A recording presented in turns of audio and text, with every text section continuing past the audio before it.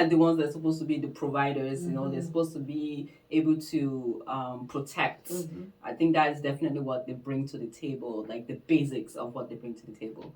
And anyone who does that, really, I believe, they already have that sign of husband material. Of course, we know there's so much more that goes into it, but just the basic of, and then of course we do know, especially nowadays, 21st century, you don't have to be a millionaire, you don't have to have all the money.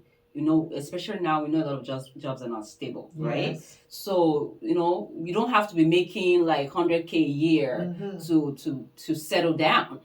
And I think a lot of people have that mindset that, I gotta be making a lot of money before I settle down. You don't.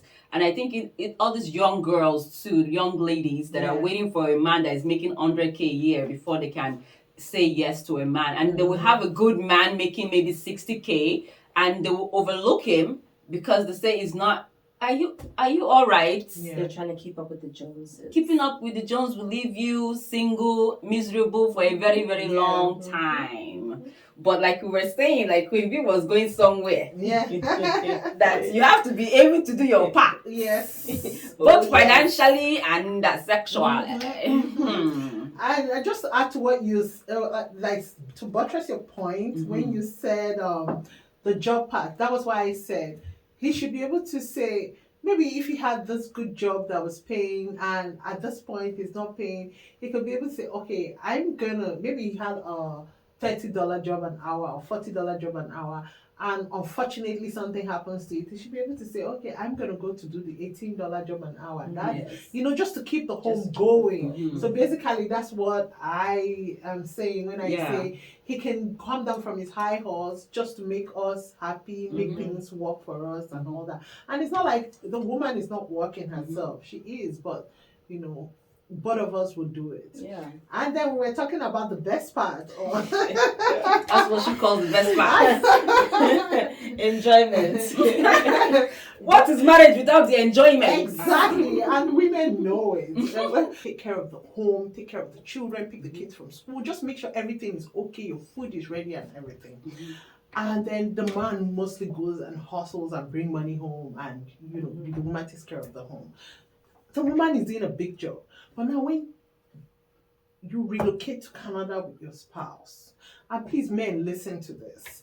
When you relocate to Canada with your spouse, now sometimes we women tend to work harder. Yes. I don't know why. But we tend to work harder. We tend to now do more shifts, double shifts, or even 2 jobs. So that's where my own problem started from. And now I'm doing 2 jobs, and my guy is just doing his 8 hours, and I still come home. Remember that I'm the mother. I will still have to look at the kids and see what the kids are doing. And you still, then in the night, after I'm exhausted, I'm frustrated, I'm, everything, name it, and you come to touch me.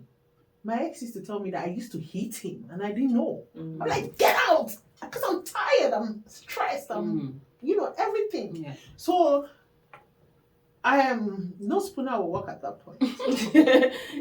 That one will not work. The spooner will not work. So I think men, we should find a way, even if it's the man that will do the double shift, do it, because already, we women, we already have the double shift at home, because we're coming home to take care of those kids, we're coming home to see that the laundry is done, we're coming home to cook, we're coming home to, so many things we're doing. So take on that double shift instead of that woman taking on the double shift. That's my own. Because before you know it now, when the man touches you and you hit him, in his head is already calculating that you're sleeping with somebody at work. But you're tired. It's true. His head is calculating. He's imagining that somebody's sleeping with you. Yeah, it's true. And that's another another topic literally, because then and I believe you've changed it. Well, you haven't changed it, but you've touched a different part of this, because we do have a lot of new immigrants that come into the country as couples. Yes. And in less than 5 years, they've separated. You understand? And like you mentioned, in Nigeria, and I'm sure as well as Ghana, that, when they come in, they're used to the lifestyle of the man is always outside of the house. Yes. you know, and of course is providing financially. Even though she may be working, she might not be working as much hours or whatnot. She's taking care of the kids, or they even have house helps. Yes, exactly. You understand? To be doing all that. So when you now come to a country like Canada, where it's very hard to afford house helps, and both of you have to be working, and you're working the same hours, if, like you mentioned, the woman is making more hours, and at times the woman might even be the one working while the man is not working yet, because the type of jobs that are available. Yes. So the women tend to find a job faster before the man. So now the dynamics of who is bringing in the money has changed. Yes. Even that alone, it plays with the mind. Like the man start thinking, "Am I the house help? Exactly. Am I the this? Am I the that?" But yes, she's the one working right now. Exactly. I started with a pizza factory. But usually our men can't do it because most of them that relocate were already self-made. So imagine, but we women, I don't know, we're built in a way that we can do anything just to make sure that our kids are not hungry. We can put food on the table. Yes. Do you understand? So imagine you going to a pizza factory, you still have to come home and still do everything you have to do, and the man is still sitting down there as the Lord. I know my ex kept on telling my dad, "What does your mommy think she is? Because she's making money now." Jealousy sets in. Oh yeah, definitely. Jealousy sets in. It hits that ego. Yeah, because she's making. How much am I making? How much can a pizza factory make? Imagine. No, it's eye opening, and you know, I'm sitting here and I'm listening, and I can understand the headache that men and women in that situation will face or are facing or have faced. I think it's something else that I've heard in the past is in the same instances where the female is working and now making the money and the man isn't, then it's almost like the female thinks I'm better than you because now I'm the breadwinner. Yeah. So I think that's also a factor that understanding has to come from both sides. As a woman, even if you do make more than your husband, your spouse, still maintain that respect. Yes.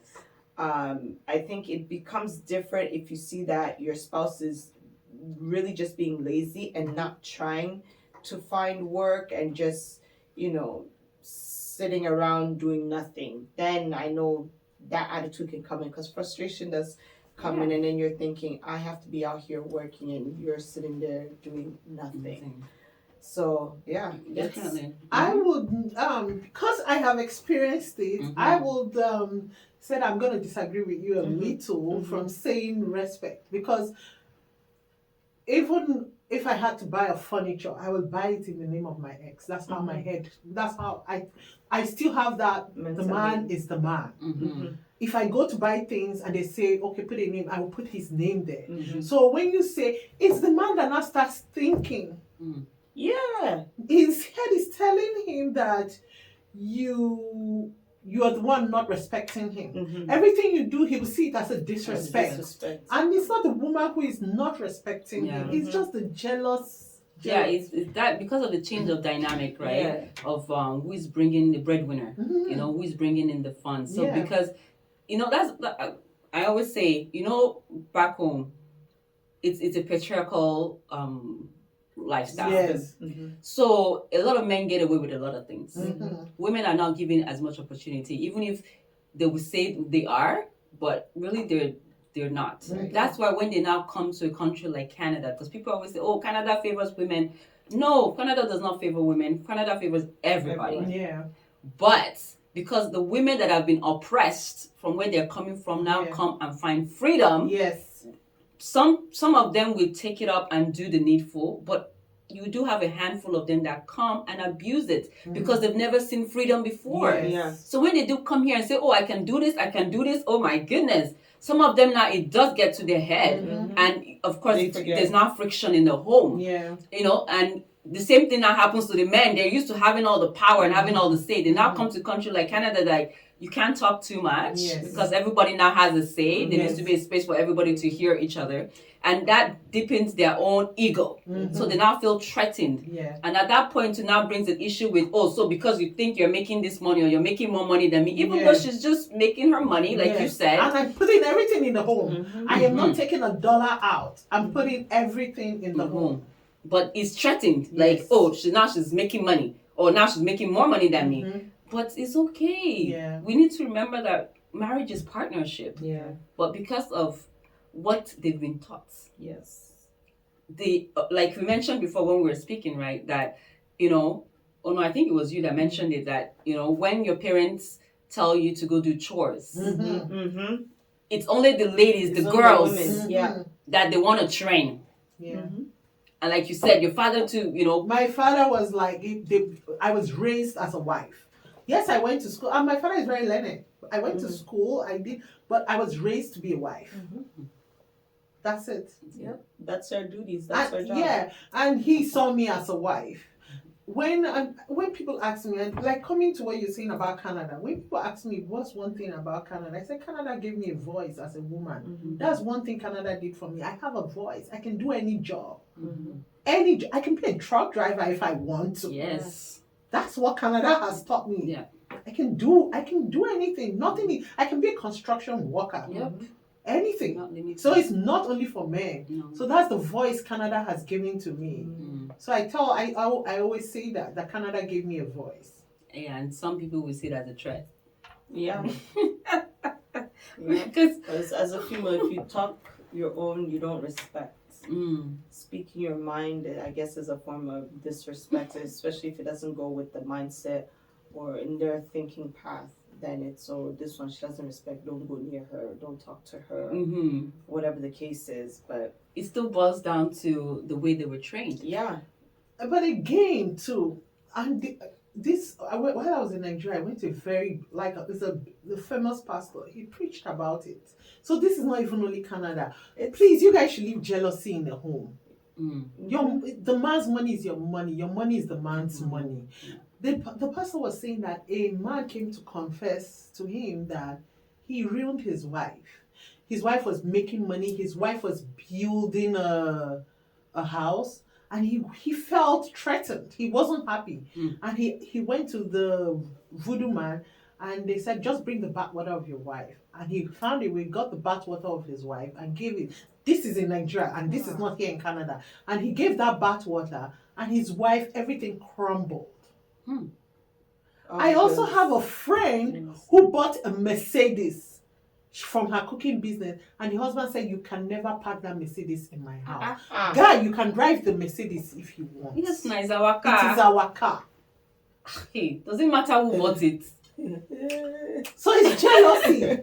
It's jealousy. Yeah. It's a disease. No, you can't have jealousy within a relationship. You will never find peace. You won't be happy They at won't all. grow. Yeah. It's always going to be back and forth. It's always going to be competition. Yeah. Because I'm not trying to compete with you in the house. Like, I have to come home and sleep with you. Like, we have to lay down beside each other. That means you can get mad to the point where you'll kill me. You know? And it does happen. Yeah, I'm going so. You have the ladies either poisoning the men, or you have the men chopping up the women. Yeah. Especially, at one period of time, it was crazy. It was rampant, both here, but especially in America, where a lot of the nurses, the women that were nurses, they have issues because they are always working, and the men felt threatened. There was no time, or who knows, they might have been having extra affairs. I don't know, but either way, the man gets so threatened to the point that it felt, or they do feel that, oh, I brought this person to the country, and they're working, they're paving way, they're going, they're doing what they're supposed to do. From doing that too, as exactly. a man. And then you feel threatened, and she's building, she's taking care of her family, and at the end of the day, fight happens, you end up killing her, and then you don't just now kill her.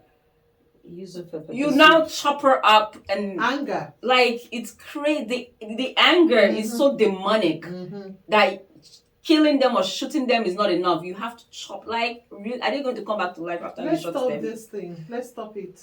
Please.